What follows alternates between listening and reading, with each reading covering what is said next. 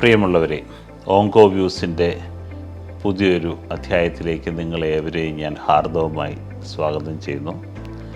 ഇന്ന് മെയ് മാസം 31 ലോകമെമ്പാടും പുകയില വിരുദ്ധ ദിനമായിട്ടാണ് ആചരിക്കുന്നത്. പുകയിലയെക്കുറിച്ചുള്ള അവബോധം ജനങ്ങളുടെ ഇടയിൽ വളർത്തുവാനും പുകയിലയുടെ ഉപയോഗം കുറയ്ക്കുവാനുമായിട്ടാണ് ഈ മെയ് 31 അന്താരാഷ്ട്ര പുകയില വിരുദ്ധ ദിനമായിട്ട് കൊണ്ടാടുന്നത്. ഈ അന്താരാഷ്ട്ര പുകയില വിരുദ്ധ ദിനം ഞാൻ ആദ്യമായിട്ട് അറിയുന്നതും അതിനു വേണ്ടി എന്തെങ്കിലും ഞാൻ ചെയ്യുന്നത് 2004 അമൃതയിൽ MBBS പഠിക്കുന്ന സമയത്താണ്. അന്ന് ഞാനും അവിടെയുള്ള അശ്വത് സാർ എന്ന് പറയുന്ന, ഇപ്പം അദ്ദേഹം ജൂബിലിയിൽ ഗൈനക്കോളജിയിൽ പ്രൊഫസറാണ്. സാറ്, ബയോകെമിസ്ട്രിയിലെ സാറുമാർ, അമൃതയിലെ ജഗ്ഗുസ്വാമി, അതുപോലെ തന്നെ ശ്രീകൃഷ്ണൻ മുതലായ എൻ്റെ സുഹൃത്തുക്കളെല്ലാവരും കൂടെ ചേർന്ന് വളരെ വിപുലമായി 2004 മുതൽ ഈ വേൾഡ് നോ ടുബാക്കോ ഡേ ആചരിച്ചത് ഞാനിവിടെ ഓർത്തു പോവുകയാണ്.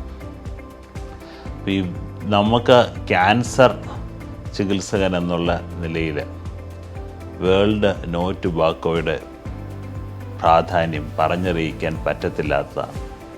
കാരണം നമ്മുടെ നാട്ടിൽ പുരുഷന്മാരിൽ കാണുന്ന ഏകദേശം 45 മുതൽ 50% ക്യാൻസറുകളുടെയും കാരണം പുകയിലയോ അല്ലെങ്കിൽ പുകയില ഉൽപ്പന്നങ്ങളോ ആണ്.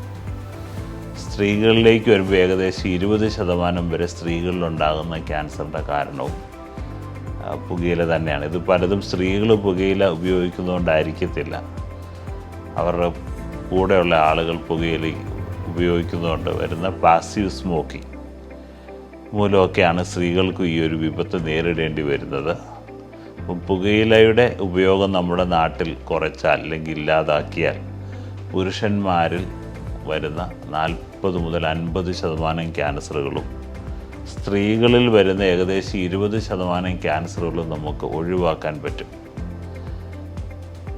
നമുക്ക് നമ്മുടെ മുന്നിൽ പുകയില മാത്രമല്ല ഇപ്പോൾ വില്ലനായിട്ടുള്ളത്. പണ്ട് കാലത്തൊക്കെ പുകയില ഉൽപ്പന്നങ്ങൾ വലിക്കുന്ന രൂപത്തിലും ചവയ്ക്കുന്ന രൂപത്തിലും മൂക്കിലിടുന്ന രൂപത്തിലും നാക്കിലിടുന്ന രൂപത്തിലും ഒക്കെ ആണെന്ന് വരികയിൽ അതിനെയൊക്കെ വെല്ലുന്ന രീതിയിൽ ഇപ്പോൾ ഇലക്ട്രോണിക് സ്മോക്കിംഗ് ഡിവൈസ് എന്ന് പറയും. അതായത്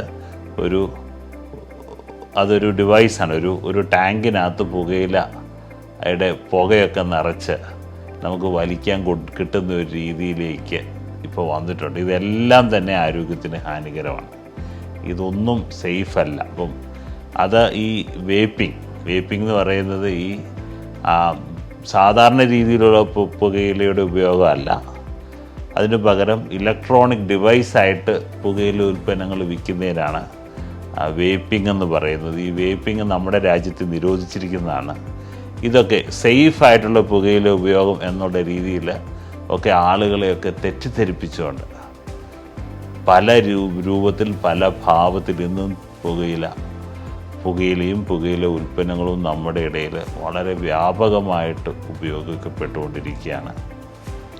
നമ്മൾ സമൂഹം ഒന്നടങ്കം ഇതിനെതിരെ തിരിയേണ്ടതും പുകയിലയുടെ ഉപയോഗം പൂർണ്ണമായിട്ട് കുറച്ചാൽ പോരാ, പൂർണ്ണമായിട്ട് ഇല്ലാതാക്കുകയും ചെയ്യേണ്ടത് ക്യാൻസറുകൾ നല്ല രീതിയിൽ കുറയ്ക്കാനായിട്ട് നമ്മളെ സഹായിക്കും. അതുകൊണ്ട് ഇതിനുള്ള നമ്മളാൽ കഴിയുന്ന കാര്യങ്ങൾ നമുക്കെടുക്കാം.